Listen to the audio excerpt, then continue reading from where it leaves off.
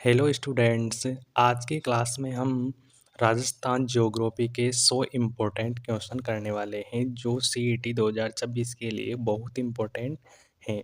तो आज की क्लास का अपना पहला प्रश्न है, कोपेन के कोपेन ने राजस्थान की जलवायु को कितने भागों में बांटा है। यहाँ पे कोपन की जगह यहाँ पे कोपेन आ जाएगा। कोपेन ने राजस्थान की जलवायु को कितने भागों में बांटा है। 5, 4, 6 और 3। तो कोपेन ने राजस्थान की जलवायु को 4 भागों में विभाजित किया है। तो बी ऑप्शन आपका सही हो जाएगा। अगला प्रश्न है, कोपेन के वर्गीकरण के अनुसार निम्न में से किस जिले में एडब्ल्यू प्रकार की जलवायु नहीं पाई जाती है। कोपेन के वर्गीकरण के अनुसार ऐसा कौन सा जिला है जिसमें मतलब एडब्ल्यू प्रकार की जलवायु नहीं पाई जाती। बांसवाड़ा, झालावाड़, डूंगरपुर और बूंदी। तो बूंदी के अंदर आपके एडब्ल्यू प्रकार की जलवायु नहीं पाई जाती है। डी ऑप्शन आपका सही हो जाएगा। अगला प्रश्न है, राजस्थान के कौन से 3 जिले गहरी भूरी काली मृदा रखते हैं। उदयपुर, डूंगरपुर, बांसवाड़ा या फिर कोटा, बूंदी, झालावाड़। सी नंबर में भीलवाड़ा, अजमेर, टोंक, पाली, सिरोही और जालोर। तो राजस्थान का ऐसा कौन सा जिला है जो गहरी भूरी काली मृदा रखता है। तो गहरी भूरी काली मृदा रखने वाले जिले हैं कोटा, बूंदी और झालावाड़। कोटा, बूंदी, झालावाड़। बी ऑप्शन आपका सही हो जाएगा। अगला प्रश्न है, राजस्थान राज्य की अंतर्राष्ट्रीय सीमा की लंबाई कितनी है।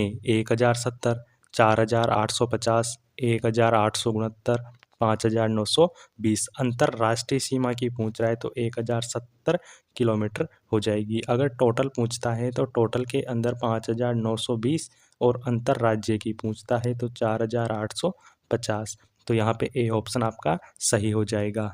अगला प्रश्न है, सार बाग कहाँ स्थित है। बूंदी में, जोधपुर में, बीकानेर में या फिर अजमेर में। सार बाग कहाँ पर स्थित है। तो सार बाग आपका बूंदी में स्थित है। ए ऑप्शन आपका सही हो जाएगा। अगला प्रश्न है, राजस्थान का क्षेत्रफल भारत के कुल क्षेत्रफल का कितना प्रतिशत है। 10.41, 9.51, 12.61 और 10.85। तो जो राजस्थान का क्षेत्रफल है वो भारत का कुल क्षेत्रफल का लगभग 10.41% है। ए ऑप्शन आपका सही हो जाएगा। अगला प्रश्न है, राजस्थान का सबसे बड़ा कृषि जलवायु प्रदेश कौन सा है। शुष्क पश्चिमी मैदान, अति शुष्क आंशिक सिंचित क्षेत्र, आंतरिक प्रवाह का शुष्क क्षेत्र, उप आर्द्र दक्षिणी मैदान। राजस्थान का सबसे बड़ा कृषि जलवायु प्रदेश कौन सा है। तो ये हो जाएगा आपके अति शुष्क आंशिक सिंचित क्षेत्र। बी ऑप्शन आपका सही हो जाएगा। अगला प्रश्न है, राजस्थान के कितने जिलों में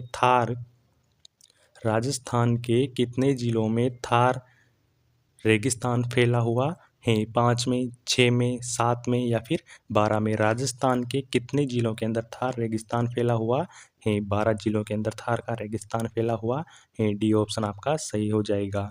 अगला प्रश्न है, राजस्थान राज्य की सीमा को स्पर्श करने वाले भारतीय राज्यों की संख्या है। 3, 5, 6 या फिर 8। तो राजस्थान जो राज्य की सीमा को स्पर्श करने वाले भारतीय राज्य कितने हैं। 5 राज्य हैं। बी ऑप्शन आपका सही हो जाएगा। पंजाब हो गया, हरियाणा हो गई, उत्तर प्रदेश, मध्य प्रदेश और गुजरात। 5 जिले आते हैं। अगला प्रश्न है, अरावली की निम्नलिखित में से कौन सी चोटी की ऊंचाई 820 मीटर है। बाबई, खो, रघुनाथगढ़ और हर्षनाथ। अरावली की कौन सी चोटी है जिसकी ऊंचाई लगभग 820 मीटर है। तो ये हो जाएगी आपके हर्षनाथ की जो चोटी है। हर्षनाथ की चोटी की ऊंचाई कितनी है, वो आपके हैं 820 मीटर। डी ऑप्शन आपका सही हो जाएगा। अगला प्रश्न है, तारागढ़ पर्वत चोटी अरावली के निम्नलिखित प्रदेशों में से किसका भाग है। उत्तरी, दक्षिणी, मध्य या फिर पूर्वी। तारागढ़ पर्वत चोटी अरावली के निम्नलिखित किन प्रदेशों में से किसका भाग है। तो ये हो जाएगा आपके मध्य अरावली का भाग है। सी ऑप्शन आपका सही हो जाएगा। अगला प्रश्न है, भीतड़ी पवन ऊर्जा परियोजना राजस्थान के किस जिले में स्थापित की गई है। जोधपुर, चित्तौड़गढ़, बीकानेर, जैसलमेर। भीतड़ी पवन ऊर्जा परियोजना राजस्थान के जोधपुर जिले में स्थापित की गई है जोधपुर जिले के अंदर बीथड़ी जो पवन ऊर्जा है वो परियोजना स्थापित की गई है। यहाँ पे आपका ए ऑप्शन सही हो जाएगा। अगला प्रश्न है, अरावली की निम्नलिखित में से कौन सी चोटी की ऊंचाई 820 मीटर है? बाबई, खो, रघुनाथगढ़ या फिर हर्षनाथ? यहाँ पे आपका हो जाएगा हर्षनाथ। सही आंसर क्या हो जाएगा? हर्षनाथ, जिसकी ऊंचाई 820 मीटर है। डी ऑप्शन आपका सही हो जाएगा। अगला प्रश्न है, तारागढ़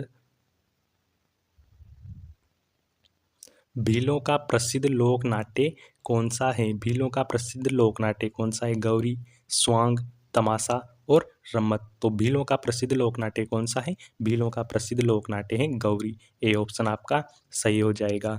अगला प्रश्न है, राजस्थान की वर्तमान विधानसभा में 1 जनवरी 2017 को कितनी महिला विधायक हैं? 19, 23, 27 या फिर 22? राजस्थान की जो वर्तमान विधानसभा है उसमें 1 जनवरी 2017 को कितनी महिला विधायक हैं? तो उसके अंदर आपके 22 महिलाएं विधायक हैं। डी ऑप्शन आपका सही हो जाएगा। अगला प्रश्न है, मायड रो हेलो रचना किसने लिखी? मायड रो हेलो रचना किसने लिखी है? मुरारीदान, मेघराज मुकुल, कन्हैयालाल सेठिया और केसरी सिंह। मायड रो जो हेलो रचना है वो कन्हैयालाल सेठिया ने लिखी है। कन्हैयालाल सेठिया के द्वारा मायड रो हेलो की रचना की गई है। सी ऑप्शन आपका सही हो जाएगा। अगला प्रश्न है, सेम किस स्थिति से संबंधित है? रेत बालू के टीलों का निर्माण, मिट्टी या मृदा का अपरदन या कटाव, वनीय कटाव, पारिस्थितिकी में परिवर्तन। सेम किस स्थिति से संबंधित है? तो सेम जो है वो पारिस्थितिकी परिवर्तन में परिवर्तन से संबंधित है। डी ऑप्शन आपका सही हो जाएगा। अगला प्रश्न है, भीमलत जलप्रपात अवस्थित है? भीमलत जो प्रपात है वो कहाँ पर स्थित है? मतलब कौन सी नदी पर स्थित है? बेड़च नदी पर, मांगली नदी पर, चंबल नदी पर या फिर मेनाल नदी पर? भीमलत जो जलप्रपात है वो मांगली नदी पर स्थित है। कौन सी नदी पर? मांगली नदी पर स्थित है। बी ऑप्शन आपका सही हो जाएगा। अगला प्रश्न है, दाती मारवाड़ी की एक उपबोली राजस्थान के किस क्षेत्र में बोली जाती है? बूंदी, बाड़मेर, जल प्रतापगढ़ और सीकर। दाती मारवाड़ी की जो एक उपबोली है वो राजस्थान के बाड़मेर क्षेत्र के अंदर बोली जाती है। यहाँ पे बी ऑप्शन आपका सही हो जाएगा। अगला प्रश्न है, निम्नलिखित में से कौन सी सीमेंट फैक्ट्री चित्तौड़गढ़ जिले में अवस्थित नहीं है? JK cement limited, Aditya cement works, Hindustan cement limited, Birla cement works limited. Chittorgarh के अंदर फैक्ट्री जो अवस्थित नहीं है वो कौन सी है? तो यहाँ पे हो जाएगा आपका Hindustan cement limited. Hindustan cement limited. C option आपका सही हो जाएगा। अगला प्रश्न है, निम्न में से किस नदी को बंगाल का शोक भी कहा जाता था? दामोदर, गंडक, कोसी और सोन। बंगाल का शोक कहा जाने वाली नदी कौन सी है? तो वो है आपकी दामोदर नदी को बंगाल का शोक भी कहा जाता है। दामोदर नदी को बंगाल का शोक भी कहा जाता है। ए ऑप्शन आपका सही हो जाएगा।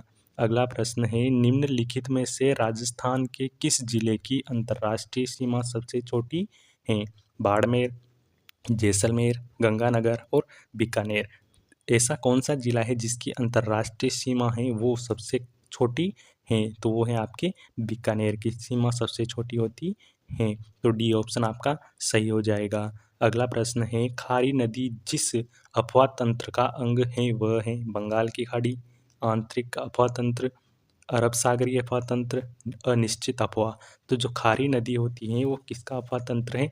वह है आपके बंगाल की खाड़ी का अफवाह तंत्र। ए ऑप्शन आपका सही हो जाएगा। अगला प्रश्न है, राजस्थान के किस जिले में प्लाया झील है? ये वेरी वेरी इंपॉर्टेंट क्वेश्चन है आपके लिए सीईटी 2026 के लिए। तो राजस्थान के किस जिले में प्लाया झील है? उदयपुर में, जैसलमेर में, कोटा में और भरतपुर के अंदर। राजस्थान का कौन सा जिला है जिसमें प्लाया झील पाई जाती है? प्लाया झील है तो वो है आपका जैसलमेर के अंदर प्लाया झील है। बी ऑप्शन आपका सही हो जाएगा। अगला प्रश्न है, जाखम एक सहायक नदी है। जाखम किसकी सहायक नदी है? माही की, लूणी की, बनास की और साबरमती की। माही की सहायक नदी कौन सी है? जाखम नदी। ए ऑप्शन आपका सही हो जाएगा। अगला प्रश्न है, मोका कॉफ़ी कहाँ उगाई जाती है? वह है यमन, इराक, ब्राज़ील और अर्जेंटीना। मोका कॉफ़ी कहाँ उगाई जाती है? मोका कॉफ़ी यमन के अंदर उगाई जाती है। ए ऑप्शन आपका सही हो जाएगा। अगला प्रश्न है, भारत में मिट्टी की ऊपरी परत के हानि का मुख्य कारण कौन सा है? अत्यधिक जल रिसाव, जल अपर्दन, घास की कटाई और वायु अपर्दन। भारत में मिट्टी की ऊपरी परत की हानि का मुख्य कारण क्या हो सकता है? वो है आपका वायु अपर्दन के कारण जो होती है मिट्टी की ऊपरी परत, उसमें हानि होती है। डी ऑप्शन आपका सही हो जाएगा। अगला प्रश्न है, ओजोन परत पृथ्वी को किससे बचाता है? हानिकारक वायु से, अंतरिक्ष मलबा से, उल्कापिंड से, अंतरिक्षीय एवं अन्य विकिरण से। ओजोन परत पृथ्वी को किससे बचाता है? वो बचाता है आपके अंतरिक्षीय एवं अन्य विकिरण से। डी ऑप्शन आपका सही हो जाएगा। अगला प्रश्न है, मुगल काल में मशहूर था एक महान कवि, वास्तुकार, चित्रकार और सूफी संत। मुगल काल में सबसे मशहूर कौन था? वो महान व्यक्ति कौन था? मतलब कवि था, वास्तुकार था, या फिर चित्रकार था, या फिर सूफी संत था? तो वो कौन था? वो था आपके चित्रकार। कौन था? चित्रकार। सी ऑप्शन आपका सही हो जाएगा। अगला प्रश्न है, सुप्रसिद्ध चित्र बनी ठनी किस शैली पर आधारित हैं? सुप्रसिद्ध जो चित्र बनी ठनी हैं वो किस शैली पर आधारित हैं? जयपुर, किशनगढ़, कांगड़ा और बूंदी। तो जो बनी ठनी चित्रशैली है वो किस पर आधारित हैं? वो है आपकी किशनगढ़ चित्रशैली पर। तो यहाँ पे बी ऑप्शन आपका सही हो जाएगा। अगला प्रश्न है, कांगड़ा चित्रकला शैली का संबंध किस राज्य से है? राजस्थान, हिमाचल प्रदेश, जम्मू कश्मीर और पंजाब। कांगड़ा चित्रकला शैली का संबंध किस राज्य से है? वो है आपका हिमाचल प्रदेश से कांगड़ा चित्रकला शैली का संबंध है। बी ऑप्शन आपका सही हो जाएगा। अगला प्रश्न है, नौलखा बावड़ी कहाँ स्थित है? दौसा, बूंदी, डूंगरपुर और बीकानेर। नौलखा बावड़ी कहाँ पर स्थित है? डूंगरपुर के अंदर नौलखा बावड़ी स्थित है। सी ऑप्शन आपका सही हो जाएगा। अगला प्रश्न है, राजस्थान राज्य के वनों में सर्वाधिक क्षेत्र वाले वन हैं? पलाश वन, शुष्क सागवान, धोक वन और शुष्क वन। राजस्थान राज्य के वनों में सर्वाधिक क्षेत्र वाले वन कौन से हैं? वो कौन से हैं? आपके धोक वन हैं। राजस्थान में सर्वाधिक वनों में जो वन पाए जाते हैं वो धोक वन पाए जाते हैं। सी ऑप्शन आपका सही हो जाएगा।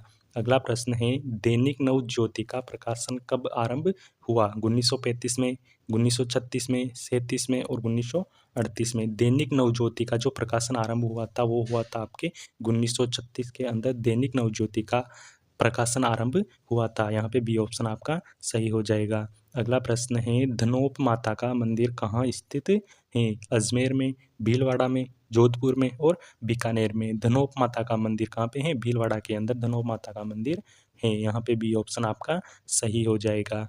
अगला प्रश्न है, नाथ द्वारा के श्री नाथ जी मंदिर में किस भगवान की प्रतिमा है? भगवान श्री राम, श्री कृष्ण, भगवान श्री हनुमान जी और सर्वधर्म उपासना स्थल बिना प्रतिमा के। तो वो नाथ द्वारा के श्री नाथ जी मंदिर में भगवान की प्रतिमा है। कौन से भगवान की प्रतिमा है? भगवान श्री कृष्ण की प्रतिमा आपके नाथ द्वारा श्री नाथ जी मंदिर में स्थित है। तो बी ऑप्शन आपका सही हो जाएगा। अगला प्रश्न है, दूधवा खारा आंदोलन किस रियासत से संबंधित है? बीकानेर से, अलवर से, भरतपुर से या फिर जैसलमेर से। दूधवा खारा आंदोलन किस रियासत से संबंधित है? वो बीकानेर रियासत से संबंधित है। ए ऑप्शन आपका सही हो जाएगा। अगला प्रश्न है, देश के कुल अभ्रक उत्पादन में राजस्थान का कौन सा स्थान है? पहला, दूसरा, तीसरा और चौथा। देश के कुल अभ्रक उत्पादन में राजस्थान का तीसरा स्थान है। कौन सा स्थान है? तीसरा स्थान है। सी ऑप्शन आपका सही हो जाएगा। अगला प्रश्न है, देश में खनिज उत्पादन की दृष्टि से राजस्थान राज्य का कौन सा स्थान है? खनिज उत्पादन की दृष्टि से राजस्थान का कौन सा स्थान? पहला, दूसरा, चौथा और पांचवा। तो खनिज उत्पादन की दृष्टि से राजस्थान का पांचवा स्थान है। डी ऑप्शन आपका सही हो जाएगा। अगला प्रश्न है, देश में राजस्थान राज्य का चूना पत्थर उत्पादन की दृष्टि से कौन सा स्थान है? पहला, दूसरा, तीसरा और चौथा। चूना पत्थर उत्पादन की दृष्टि से राजस्थान का कौन सा स्थान है? वो है आपका दूसरा स्थान है। बी ऑप्शन आपका सही हो जाएगा। अगला प्रश्न है, राजस्थान में दिलवाड़ा के आदिनाथ मंदिर का निर्माण किसने करवाया था? तेजपाल ने, विमल शाह ने, वास्तुपाल ने और अलाउद्दीन ने। राजस्थान में जो देलवाड़ा का जैन मंदिर है, आदिनाथ मंदिर है, उसका निर्माण किसने करवाया था? उसका निर्माण करवाया था विमल शाह ने। किसने करवाया था? विमल शाह ने आपके जो देलवाड़ा के अंदर आदिनाथ मंदिर है उसका निर्माण करवाया था। बी ऑप्शन आपका सही हो जाएगा। अगला प्रश्न है, त्रिभुवन नारायण मंदिर का निर्माण किस शासक ने करवाया था? त्रिभुवन नारायण मंदिर का निर्माण महाराणा रतन सिंह ने, महाराणा कुंभा ने, महाराणा भोज ने और महाराणा विनय सिंह ने। त्रिभुवन नारायण मंदिर का निर्माण किस शासक ने करवाया था? वो करवाया था आपके महाराजा भोज ने। किसने करवाया था? महाराजा भोज ने आपके त्रिभुवन नारायण मंदिर का निर्माण करवाया था। सी ऑप्शन आपका सही हो जाएगा। अगला प्रश्न है, भारतीय मूर्तिकला का विश्व कोश किसे कहा जाता है? भारतीय मूर्तिकला का विश्व कोश किसे कहा जाता है? विजय स्तंभ को, जैन कीर्ति स्तंभ को, फतेह प्रकाश महल को, जयपुर पैलेस को। तो भारतीय मूर्तिकला का विश्व कोश किसे कहा गया है? वो कहा गया है आपको विजय स्तंभ को। किसे कहा जाता है मूर्तिकला का विश्व कोश? विश्व कोश किसे कहा जाता है? वो है आपका विजय स्तंभ को। ए ऑप्शन आपका सही हो जाएगा। अगला प्रश्न है, राजस्थान के हरिद्वार के नाम से किसे जाना जाता है? राजस्थान के हरिद्वार के नाम से किसे जाना जाता है? भोपाल सागर, बारडोली, ज्ञान सागर और मातृकुंडिया। तो मातृकुंडिया को राजस्थान के हरिद्वार के नाम से जाना जाता है। डी ऑप्शन आपका सही हो जाएगा। अगला प्रश्न है, तेरहपंथी संप्रदाय के संस्थापक का नाम है? जाम्बोजी, भीकमजी ओसवाल और जसनाथ जी और रामदेव जी। तेरहपंथी जो संप्रदाय के संस्थापक हैं वो हैं आपके भीकमजी ओसवाल। भीकमजी ओसवाल। बी ऑप्शन आपका सही हो जाएगा। अगला प्रश्न है, त्रिपुर सुंदरी मंदिर कहाँ स्थित है? उदयपुर, सिरोही, डूंगरपुर और बांसवाड़ा। त्रिपुरा सुंदरी माता मंदिर कहाँ पर है? वो है आपके बांसवाड़ा के अंदर। कहाँ पे है? बांसवाड़ा के अंदर त्रिपुरा सुंदरी मंदिर है। डी ऑप्शन आपका सही हो जाएगा। अगला प्रश्न है, विश्व की सबसे बड़ी तोप जय बाण तोप का निर्माण किसके द्वारा करवाया गया? मिर्जा राजा जय सिंह, महाराजा मान सिंह, सवाई प्रताप सिंह और सवाई जय सिंह द्वितीय। तो विश्व की जो सबसे बड़ी तोप जय बाण तोप है जो जयपुर के अंदर स्थित है, उसका निर्माण सवाई जय सिंह के द्वारा करवाया गया था। जय बाण तोप का निर्माण किसके द्वारा करवाया गया था? वो आपके सवाई जय सिंह द्वितीय के द्वारा करवाया गया था। डी ऑप्शन आपका सही हो जाएगा। अगला प्रश्न है, संत मीराबाई का जन्म स्थान कुड़की वर्तमान में राजस्थान के किस जिले में स्थित है? चित्तौड़गढ़, उदयपुर, राजसमंद, पाली। जो संत मीराबाई का जन्म स्थान है वो कुड़की में है। तो जो कुड़की है वो वर्तमान समय में राजस्थान के कौन से जिले में आती हैं? वो है आपके पाली जिले के अंदर आती है। डी ऑप्शन आपका सही हो जाएगा। अगला प्रश्न है, जनगणना 2000 के एवं 2011 के मध्य राजस्थान के किन जिलों में लिंगानुपात में कमी आई है? अजमेर एवं धौलपुर, राजसमंद एवं चूरू, अजमेर एवं झालावाड़, धौलपुर एवं झालावाड़। तो 2001 से 2011 के अंदर मतलब जो राजस्थान में लिंगानुपात की कमी आई है वो है आपके राजसमंद एवं चूरू के अंदर। तो बी ऑप्शन आपका सही हो जाएगा।